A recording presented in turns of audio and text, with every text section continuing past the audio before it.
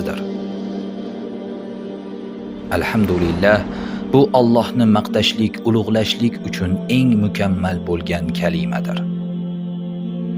Alhamdulillah, bu Odam alayhissalom aytgan ilk so'zdir. Alhamdulillah, bu Qur'ondagi birinchi kalimadir.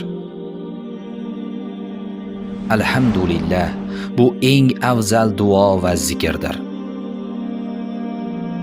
Alhamdulillah, bu qiyomat kunidagi eng afzal odamlar aytadigan so'zdir.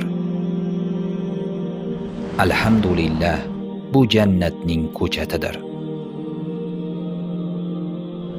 Alhamdulillah, bu xursandchilikda ham, xafachilikda ham har bir holatda aytiladigan jumladir. Alhamdulillah.